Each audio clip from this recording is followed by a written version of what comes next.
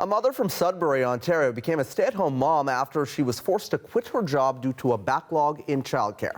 She joins me now along with her husband. We're joined by Emilia Valente-Salhuana and her husband, Hugo. Thank you both so much for being here. Emilia, I want to start with you. Walk me through the moment that you decided to quit your job. Well, thank you guys for having us. So the moment we decided, or I decided to quit my job was when I realized that I wasn't going to have childcare available I wasn't going to have a spot in daycare available for my son by the time I was supposed to go back. We put him on a waiting list. We're on 20 waiting lists, and the waiting list for the 20 daycares is 2 years. 2 years? 2 years, yeah. So 23 months, sorry. Just Wow. under 2 years.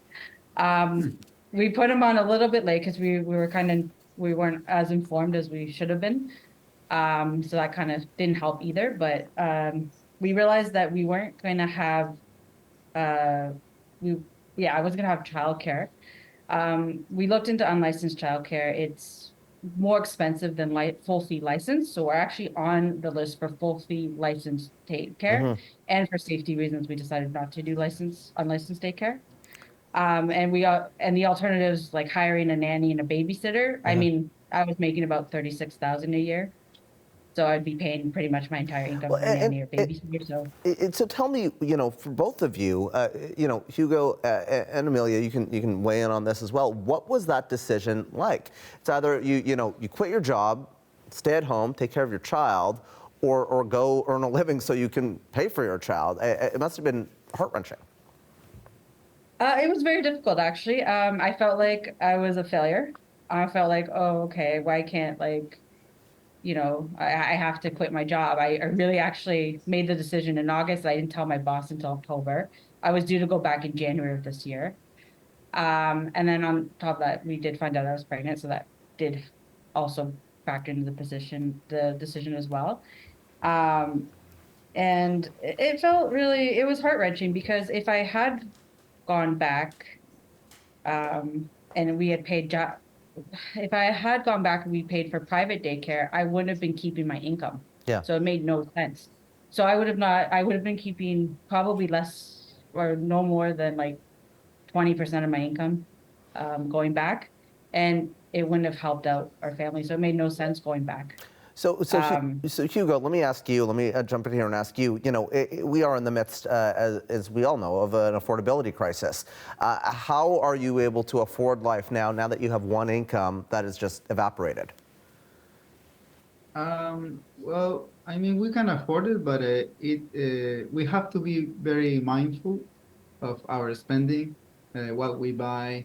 We have to look at the prices. We have to sometimes we have to rely on savings. For example, a couple of months ago, we had a nice dam, and that was a $4,000 repair due to the snow accumulation on the roof.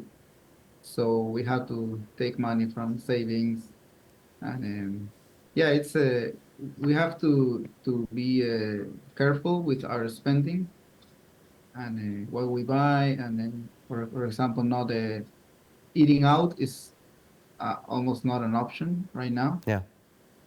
Yeah. Emilia, what changes do you want to see here to the childcare system to support families like yours? We have heard, talk about affordable childcare. I mean, you say in, the city where you are right now, Sudbury, it's 23 months to be on the waiting list. What would you like to see in terms of changes? I would love to see more support for our childcare workers, because that is what I've been learning is what's causing this. As my husband said, we're really careful with spending. We're not able to save anything, so that's it's a little bit tied up as well. So I mean, if we had childcare workers in licensed places that were there, that would help our family and everybody else's family go back to work. Be able to go back to work. We can afford full fee. Yeah. Some families can't. But full fee, as I mentioned, with license is actually more reasonable than unlicensed, we've noticed. And from what we've And talked it's to with the safer, bank, too, safer. and safer in general. Let me just finally ask you this. We just played a story right before we came to you about International Women's Day and women in the workforce. I wonder what you have to say about that on this International Women's Day, and if you're hoping that you will be able to get back to work at some point here.